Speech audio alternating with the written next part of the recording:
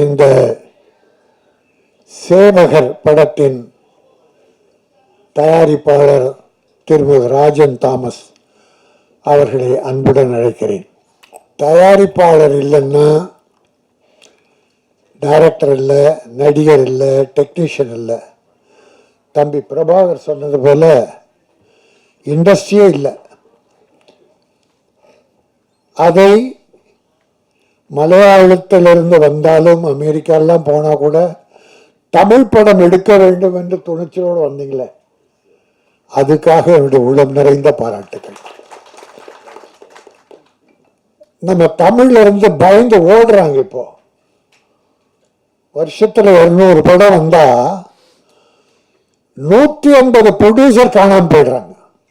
அவ்வளவுதான், அவன் க்ளோஸ். ஃபீல்டில் நிலவில் என் தம்பி போஸ் மிக அற்புதமாக பேசினார். A to Z அத்தனை கருத்துக்களை நிறைவா சொன்னார். இந்த இண்டஸ்ட்ரி அப்படிதான் இருக்கு. இதற்கு காரணம் குறிப்பா நான் சொல்ல விரும்பல, பொதுவா பல இயக்குநர்கள் காரணம், பல நடிகர்கள் காரணம். 25 நாள்ல படத்தை முடிச்சு கொடுத்திருக்காரு டைரக்டர். 25 நாள்ல. எங்க ஃபீல்டில் ஒருத்தர் நிரூபிச்சு காட்டி கொடி கட்டி பறந்தார். ராமநாராயணன் ஒரு டைரக்டர். அவர் ஹீரோக்களை நம்புறதை விட மிருகங்களை அதிகமாக நம்புவார். ஒவ்வொரு படத்திலும் ஒரு கதை அல்ல அம்மன் ஏதோ வச்சு 25 to 28 days ஒரு படம் நடந்துகிட்டே இருக்கும், இன்னொரு படம் டிஸ்கஷன் இருக்கும். அப்படி 100க்கு மேல படங்கள் எடுத்து மிகப்பெரிய வெற்றி பெற்றவர் ராமநாராயணன். முடியுமானா முடியும், வாழ்ந்து காட்டியிருக்காங்க. துரை, பசி எடுத்த துரை, எத்தனையோ டைரக்டர் இருக்காங்க. என் தம்பி மோகன்ஜி, அவன் குறுகிய காலத்தில் சுறுசுறுப்பா எடுப்பான். உடம்பு தான் கொஞ்சம் பெருசா, நான் சொல்றத நீ சொல்லாத, உடம்பு தான் கொஞ்சம் பெருசா இருக்க தவிர ஃபீல்டில் இறங்கிட்டான்னா நம்ம பிரபாகரனை விட அவ்வளோ வேகமாக வேலை பார்ப்பான். என்னுடைய அருமைச்சா தம்பி பிரிட்ஜ், அவருக்கு எனக்கு என்ன தொடர்புனா, அவர் என்ன ஏற்கனவே 45 குத்து கத்தியால குத்திருக்காரு. அதாவது 5 குத்துல இறந்து போனேன் நான். ஆனா அதை 7-8 டேக் எடுத்துக்க. அது அவர் செய்த சதியா டைரக்டர் செய்த சதியா தெரியல. ஏற்கனவே 45 குத்து கத்தியால நைட்டு 12 மணி. நல்லா தானேயா பண்ண? இல்ல நீங்க நல்லா பண்ணுங்க, அவர் சரியா குத்தல. அவர் சார் நான் சரியா தான் குத்தினேன். இல்ல அவர் சரியா சாகல. இப்படி சொல்லி சொல்லி 45 முறை குத்தினாரு. ஆனா 5 டேக்கு 6 டேக். சும்மா தமாஷா சொன்னேன். அந்த தம்பி ஒரு அற்புதமான நடிகர். எனக்கு இது தாடி வச்சு பண்ணதால அடையாளம் தெரியல. மோகனை கேட்டேன், எங்க அந்த பிரிட்ஜு?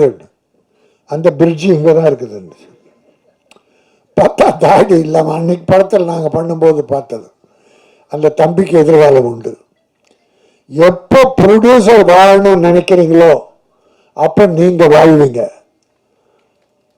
இன்னைக்கு சின்ன படங்களுக்கு ஓரளவுக்கு மரியாதை கிடைக்குது. மக்கள் பெரிய ஹீரோவை தான் பார்க்குறேன்னு இல்லை, பெரிய ஹீரோக்கள் படம்லாம் படுத்துருச்சு. இந்த 6 மாசத்துல பார்த்துருக்கோம் பல படங்கள். ஆனா சின்ன படங்கள் வாழ்ந்திருக்கு. குட் நைட், டாடா, போர் தொழில், இப்போ வாழைன்னு ஒரு படம். அப்புறம் அப்படி சில படங்கள் சின்ன சின்னதா நம்முடைய தமிழ் பண்பாடு, கலாச்சாரம், கிராமியம் இதை அடிப்படையாக வச்சு எடுக்கிற படங்கள்லாம் வெற்றி பெறுது. நம்ம மக்கள் வந்து பார்க்குறாங்க. அதனால இந்த சேவகர் படம் நிச்சயமா வெற்றி பெறும். அந்த ப்ரொடியூசர் மனசுக்கும் டைரக்டர் மனசுக்கும் நடித்த டெக்னீஷியன் அத்தனை பேருடைய மனசுக்கும் இது ஒரு பெரிய வாழ்வை தரும். சேவகர் சேவை செய்பவன், இல்லாதவர்களுக்கு கொடுப்பவன், முடியாதவர்களை கைதூக்கி விடுபவன், பிரதிபலன் பார்க்காம உழைக்கிறானே அவன் தான் சேவைக்கு அதிபர் சேவகர். ஆனா இந்த காலத்துல என்ன நடக்குது நாட்டிலன்னா, கையூட்டு பெறுகிற அதிகாரிகள் 60-70%, நேர்மையான அதிகாரிகள் ஒரு 30% கூட இல்லை. இல்லாம இல்லை, இருக்காங்க. பல அக்கிரமங்கள் நடக்கிறதுக்கு பல அதிகாரிகள் காரணம், அரசியல்வாதிகள் காரணம். இன்றைக்கு எடுத்ததுக்கெல்லாம் முதலமைச்சர் சொல்றோம். கள்ளக்குறிச்சி முதலமைச்சர் என்ன பண்ணார்?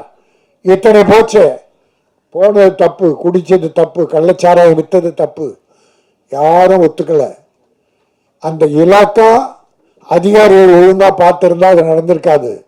அது எதுக்காக சாட்டுறோம்னா, இலாக்கா முதல்வர்கிட்ட இருக்கு, அதனால முதல்வரை சொல்றாங்க.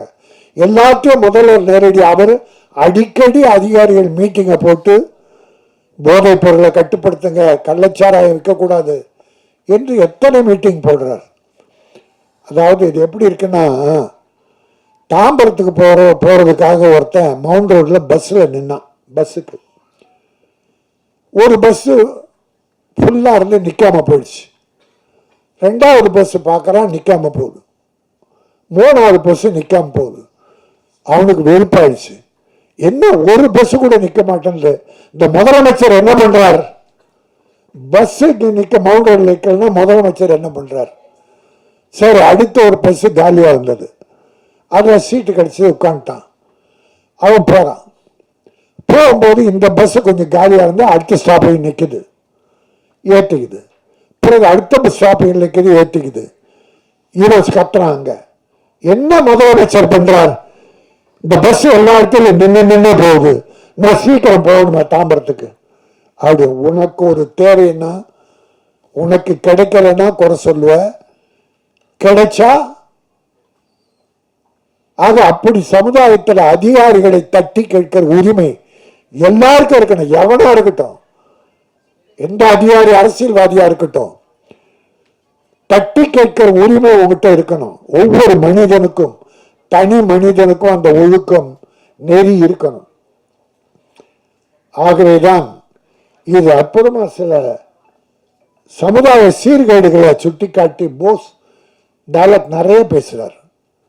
சமுதாய சீர்கேடுகள், லஞ்சம், ஊழல், அதிகாரிகள் செய்கிற தவறு, அரசியல்வாதி செய்கிற தவறு, அத்தனையும் தட்டி கேட்கிற ஒரு அற்புதமான படமாக 25 நாட்களில் எடுத்திருக்கிறார். ஆக அந்த டைரக்டரை நான் பாராட்டுகிறேன். இன்னைக்கு தமிழக முதல்வர் உலகெங்கும் போய் தொழில் முதலீட்டாளர்களை ஈர்க்கிறார். எங்க கேரளாவிலிருந்து வந்து தமிழ் படம் எடுக்கிறீங்க, ரொம்ப மகிழ்ச்சி. அந்த ஹீரோயினி சோனவா, சானா தப்புமா எழுத்து போட நான் பண்ணிட்டேன். அது யாரும் தப்பா பண்ணாதீங்க. கொஞ்சம் கொஞ்சம் தமிழ் வரும்னு கொஞ்சம் தமிழ் பேசணுமா, கொஞ்சம் கொஞ்சம் தமிழ் வரும்னு தைரியமா பேசணும் பாருங்க. அது போதும் எங்களுக்கு வந்துடும். வில்லன் அப்படிதான். வில்லன் கடைசியில் அந்த நன்றி வணக்கம் பிரமாதமா சொன்னார். அது போதும். கொஞ்ச நாள்ல நீங்க தமிழ் பேசுவீங்க, கொஞ்ச நாள்ல தமிழ் பேசுவீங்க. நான் ஒரே ஒரு வேண்டுகோளை வச்சுட்டு நான் முடிச்சுக்கிறேன். அதாவது ஒரு போன மாதம் ஒரு ஆடியோ ஃபங்க்ஷன் நடந்தது. அதில் ஒரு பாட்டு டான்ஸ் பண்ணிடுறது, ஒரு பாப்பா தங்கச்சி நல்லா பண்ணிடுறது அழகாக. அது கொஞ்சம் வில்லி மாதிரி கிளாமர் சாங். அது என்ன, பஞ்சாபி பலகாரம் நான் ஆகலை சேதாரம், இதுக்கு நான் ஆதாரம் அப்படின்னு இந்த வம்பு பிடிச்ச ஸ்நேக எழுதியிருந்த கவிதை. இது தம்பி நல்லா எழுதிருந்தான், தப்பா இல்லை. அது கூட ரொம்ப விரசமாலாம் இல்லை, கிளாமர் இருந்தது. கிளாமர் இருக்கணும். அது நான் பார்த்து அந்த பாட்டு பார்த்து பிடிச்சிருது, நல்லா இருந்தது. அந்த பாப்பா இங்கே வாமான்னு இங்கே வந்து நின்னது. கொஞ்சம் அப்படி பார்த்துட்டு, அம்மா இல்லைம்மா நீ சேதாரம் ஆகலை, நல்ல பிள்ளை, போ உட்காரம்மா. இதோ ஒரு 4 மீடியாக்கள்ல என்னை போட்டு உருட்டி எடுத்துட்டான் சார். என் வயசு என்ன, என் பேட்டி சும்மா ட்ரையாக இருந்தது, காமெடிக்காக அதை பண்ணேன். அந்த பாப்பா நல்லா சிரித்து குழுங்க சிரித்து மேடையில் இருந்தவங்க பப்ளிக் எல்லாம் அதை காமெடியாக எடுத்துக்கிட்டாங்க. அந்த அந்த மீடியா 2-3 மீடியா மட்டும் என்ன தெரியல வினயம். நான் பொதுவாக பெண்களை அவங்க விருப்பம் இல்லாமல் அடுத்தவன் விரல் கூட மேலே படக்கூடாது, விரல் கூட விருப்பம் இல்லாமல் படக்கூடாது, வெட்டணும், விரலை வெட்டணும். ஒரு தடவை குஷ்பு தங்கச்சி அங்கேயே பப்ளிக்கில் ஒரு அறை விட்டுது ஒருத்தனை. நான் மேடையில் பேசுகிறேன், தங்கச்சிக்கா அரைஞ்சது, அந்த செருப்பால் எடுத்து அடிச்சிருக்கணும், அவனை முதுரை தட்டிட்டான். ஆனால் கில்லாடி பொண்ணு அங்கேயே அடிச்சது.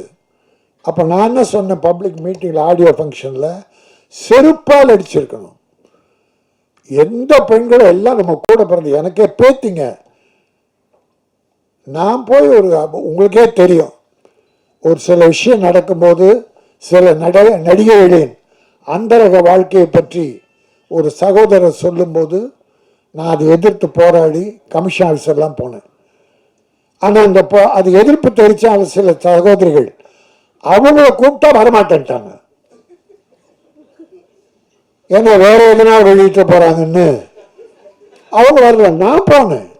ஏன்னா தாய்மார்களுக்கு இந்த உலகத்தை, இந்தியாவை காப்பது தாய்க்குலம். இன்னைக்கு குடிகார குடும்பத்தை காப்பது தாய்க்குலம். குழந்தைகளை காத்து படிக்க வைப்பது தாய்க்குலம். ஒரு தாய் இல்லைன்னா இன்னைக்கு தமிழ்நாட்டில் வீடுகளே இல்லை. ஒரு 60%, 40% ஆண்கள் நல்லா தான் இருக்காங்க. ஆகவே நாம் நேர்மையாக இருப்போம், தவறு செய்கிறவர்களை கண்டிப்போம். தண்டிக்க வேண்டியது அரசாங்கம். எல்லாவற்றிலும் மன தைரியம், மன உறுதி வேண்டும். இந்த படம் வெற்றி பெற வேண்டும். இந்த நாட்டில் உண்மையான சேவகர்கள், ஏழைக்கு உதவுகிற சேவகர்கள், அது அரசியல்வாதியோ அதிகாரிகளோ யாராக இருந்தாலும் அவர்கள் நல்லவர்களாக, வெற்றி பெற்றவர்களாக சமூக சேவை செய்ய வேண்டும். அதை வலியுறுத்துகிற சேவகர் படம் மிகப்பெரிய வெற்றி பெற வேண்டும் என நிறைவேற வேண்டி, வாழ்க பட தயாரிப்பாளர் தாமஸ், வாழ்க கோபிநாத் இயக்குனர். நன்றி, வணக்கம்.